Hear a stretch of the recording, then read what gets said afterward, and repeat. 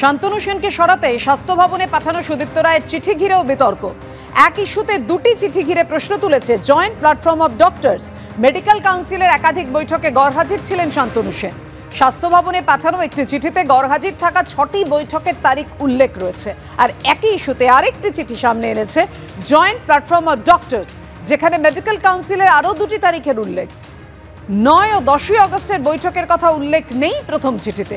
9 August RG Kar মেডিকেলে চিকিৎসকের দেহ উদ্ধার হয়, আর ওই দিনে মেডিকেল কাউন্সিলের একাধিক প্রভাবশালীকে আরজিকরে দেখা যায় বলে অভিযোগ। প্রথমে দুটি তারিখ উল্লেখ থাকলেও পরে কেন বাদ? তদন্তের দাবিতে সরব joint platform of doctors. Joint platform of ডক্টরসের এই দাবি প্রসঙ্গে রাজ্য মেডিকেল কাউন্সিলের মনোনীত সদস্য শান্তনু সেন কি প্রতিক্রিয়া দিয়েছেন, দেখুন। সেই চিঠির বিষয়ে আমিও সূত্র মারফত জানতে পেরেছি। সেই চিঠির বিষয়ে আমার অনেক কিছু বলার আছে, কিন্তু কোনোভাবেই আমি প্রকাশ্যে বা মিডিয়ার কাছে একটা কথাও বলবো। যেহেতু আমাদের সভাপতি ওয়েস্ট বেঙ্গল মেডিকেল কাউন্সিল তিনি স্বাস্থ্য সচিবকে জানিয়েছেন, এবং আমি মনে করি আমাদের স্বাস্থ্য সচিব অত্যন্ত দক্ষ, অত্যন্ত স্বচ্ছ একজন প্রশাসক। আমিও আমার যা যা বলার আছে আমি স্বাস্থ্য সচিবকে ইতিমধ্যে লিখিতভাবে জানিয়েছি, এবং আমি দৃঢ়ভাবে বিশ্বাস করি আমার চিঠিটিও আমাদের মাননীয় স্বাস্থ্য সচিব অত্যন্ত গুরুত্ব সহকারে দেখবেন।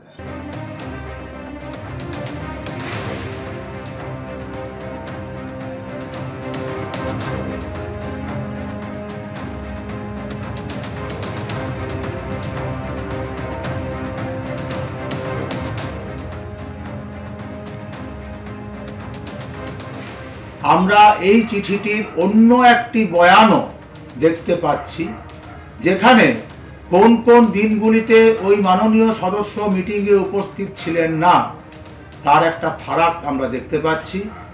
এবং একটা গুরুত্বপূর্ণ কথা হলো যে একটি চিঠিতে 9 এবং 10 আগস্ট এই দুটি দিনে ওই সদস্য মিটিংয়ে অনুপস্থিত ছিলেন বলা হয়েছে, আর চূড়ান্ত চিঠিতে এই দুটি দিনকে বাদ দেওয়া হয়েছে। আপনাদের সবাইকার স্মরণে থাকবে 9 আগস্ট দিনটা ছিল অভয়ার নৃশংস হত্যাকাণ্ডের দিন।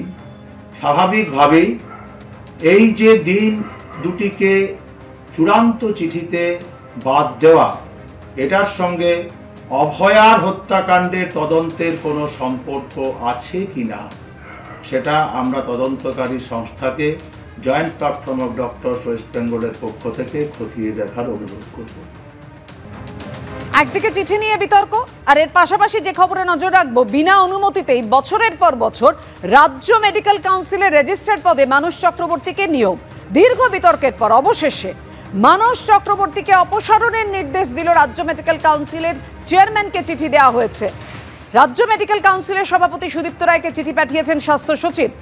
নতুন রেজিস্ট্রার নিয়োগের নির্দেশও দেওয়া হয়েছে স্বাস্থ্য ভবনের তরফে। আরজিকর কাণ্ডের পর বারবার মানস চক্রবর্তীকে পুনর্নিয়োগের বিরুদ্ধে সরব হয় ডাক্তারদের একাধিক সংগঠন। অবশেষে ঘুম ভাঙল স্বাস্থ্য সচিবের।